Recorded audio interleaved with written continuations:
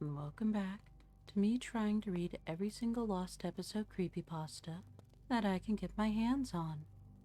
Today, I will be reading Arthur, Lost Episode. No, it's been a while since I recall watching Arthur.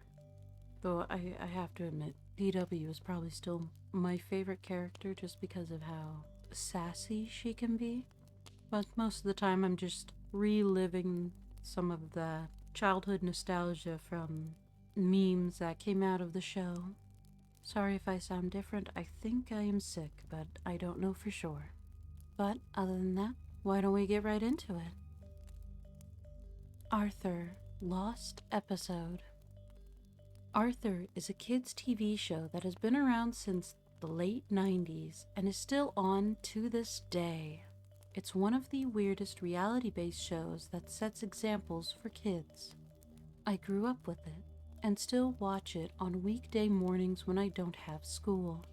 This story, though, will explain what has soured me from buying other old episodes on tape. I had written this description of the episode a few years back and left it on my computer, and after much thought, I've decided to release it. The story, May 10th, 2009. I wish this tape had survived long enough for me to get some screenshots from it. But alas, the film tore badly, and during repairs I lost all but 5 minutes of the episode. The tape was bought secondhand about a month ago, from my normal secondhand media store, the Corner Store. For those who don't live in central Alberta, it's an old music store that became a second-hand book/movie store some time ago. I have bought almost 100 VHS tapes from him, all of which worked fine, except for this one.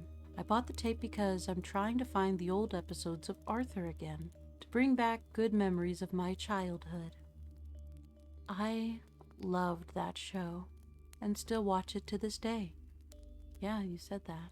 As all should know, they still make it, and the new ones are nothing to brag about.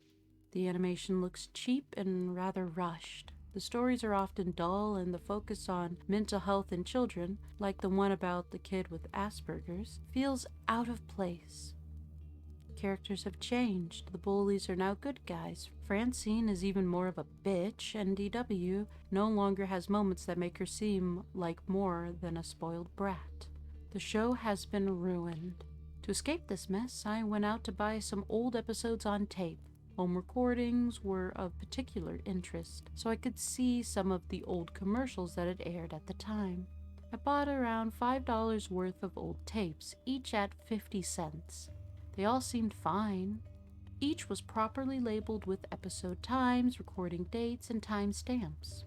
The one that caught my eye was the title Death of Grandma, recorded on March 5th, 1998, with a lone timestamp, 15:24, lost the channel.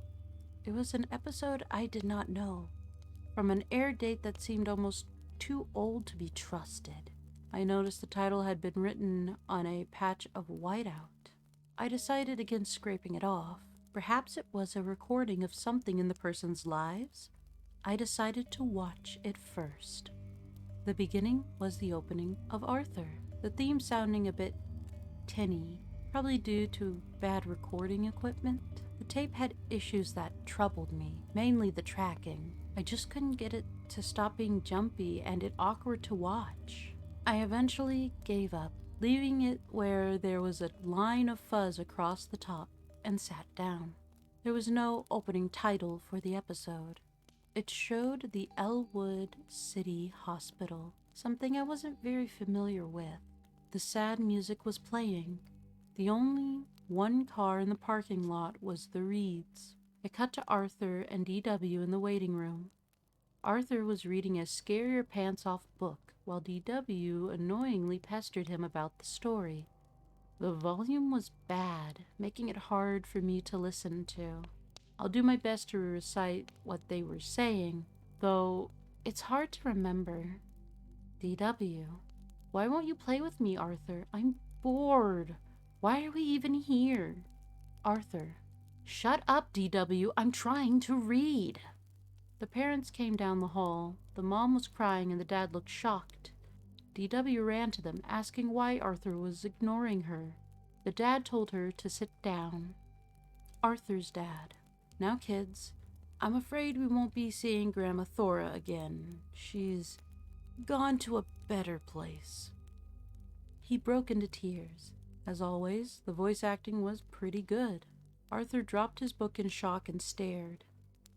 They sat there, unmoving, the tape rippling with static, as the parents' crying looped over and over.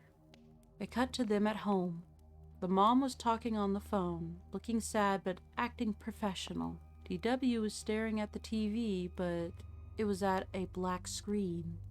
Baby Kate was just sitting there, unmoving. The dad was making a wedding cake, his face grim. The doorbell rang and Arthur opened the door. It was Buster. "Buster, hey, I heard what happened. You want to go down to the sugar bowl and talk?" Arthur: "Sure." The shot of the sugar bowl appeared, but there was no music, only wind blowing. I noticed it was fall in the episode as dead leaves littered the ground. Arthur and Buster was sitting there, not talking, not moving. It reminded me of the still frames that sometimes appeared in the old TMNT show. Buster spoke, but his mouth was not moving with the words at all. Buster: "We should go do something fun to cheer ourselves up." Arthur just stared at him, eyes blank. Then it jumped suddenly to the funeral. Everyone was in black. There was no music, only crying. The casket was pure white, draped in flowers. It showed Arthur, his face wet with tears, before the imagination sound cue came in. The casket opened, and it wasn't Grandma Thora, but instead his mom. Her face was heavily wrinkled, like in the episode where DW got lost in the mall and was thinking about what life would be like without her. Her teeth were showing, and the color was off, being more of a yellow than a normal white. Her eyes suddenly opened, but they were not human. Rather, black button eyes like an Arthur's stuffed bear, Stanley. He screamed and everyone vanished, leaving him alone in the church. The walls fell in, exposing a red and black streaked sky. DW's laughter could be heard, high and rapid. There was a loud bang and the images stopped. Arthur was sitting there, with his face pale. His mom was whispering something to Dad. DW was crying. They were walking in a single-file line to the coffin. As Arthur got closer, you could hear the buzzing of flies. He swallowed and wiped his eyes. The coffin lid was open. He looked in and there was a shot of his face. He was enraged.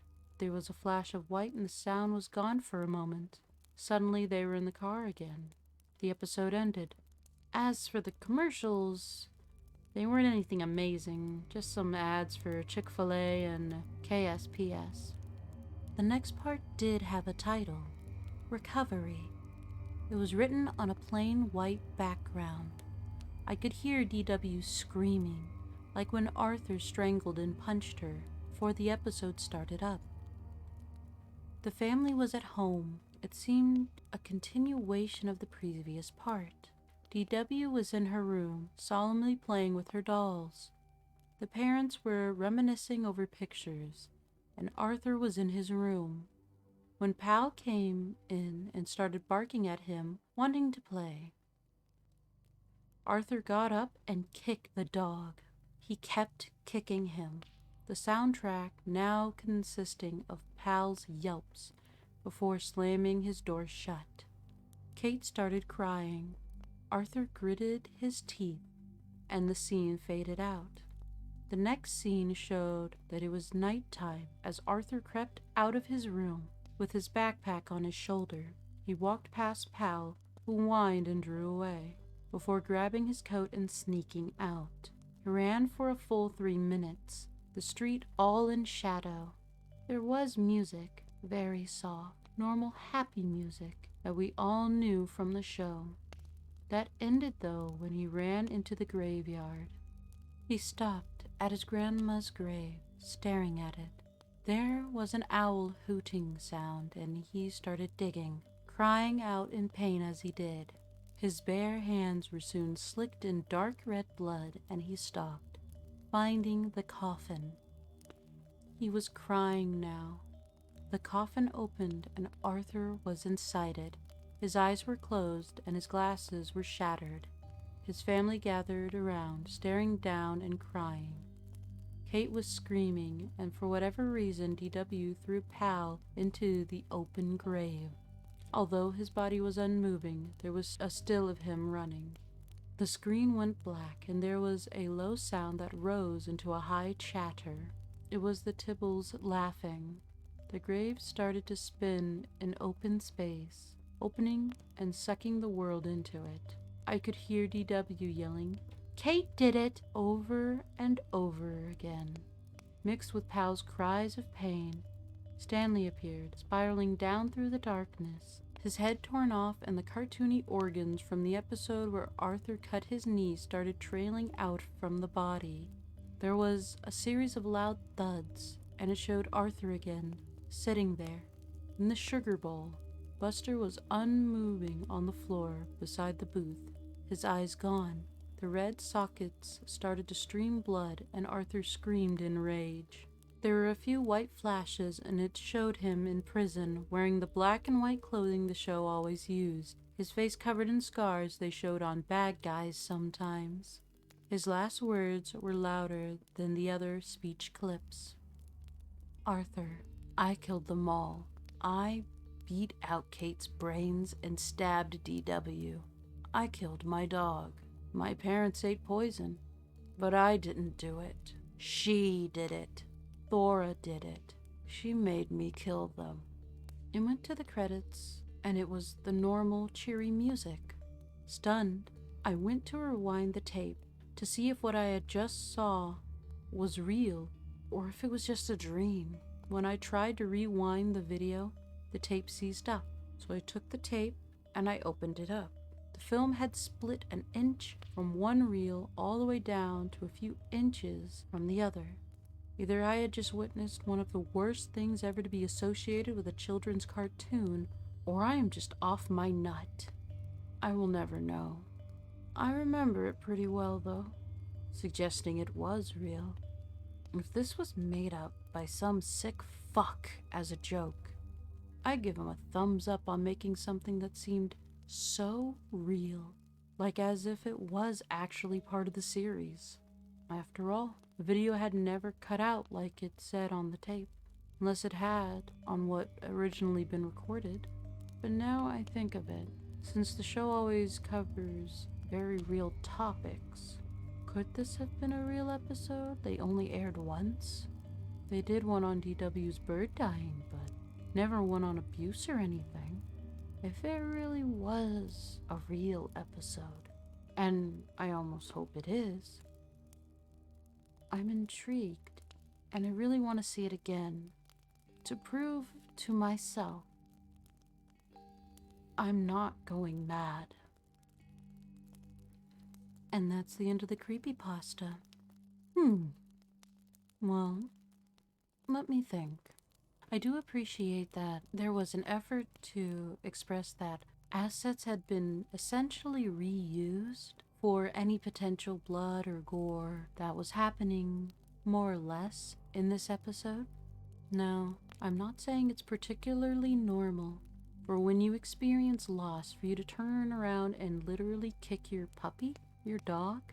And I am aware that people all grieve differently, but I am not sure that the passing of one's grandma would result in so many deaths.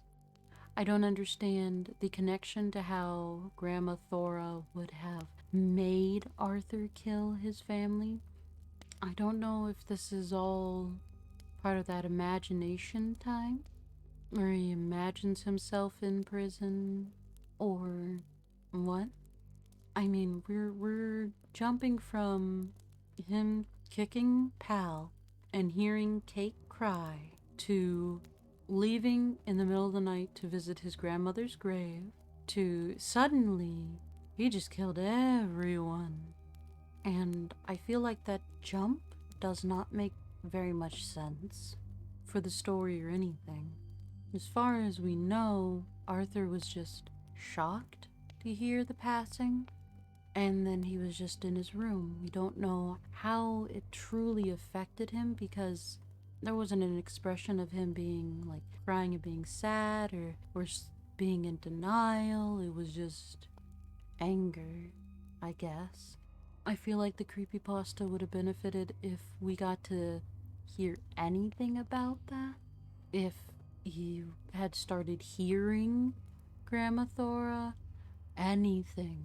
But the jumps are just a bit much, so I don't really know how to feel about it. And that being said, I give this a 3 out of 10. I don't think it's horrible. The jumps just don't make a lot of sense to me. Some of the phrasing's a little awkward to read, but I don't think it's particularly bad. I just feel like it could have been better. It would have been nice to have him like maybe wake up from having nightmares about seeing, Grandma Thora or something that would push him to a point where he would potentially go and kill his family, maybe. Like Grandma Thora alluding to, if he did, then they'd all be, together and he could see her again or something like that. Something bringing it closer to where it would even make sense for him to kill his family. But without it, it's all right, I guess, but not much more. I don't know. But if you would like to, let me know what you guys think in the comments. But I think it's a good place for me to say it's bye-bye for now. Bye.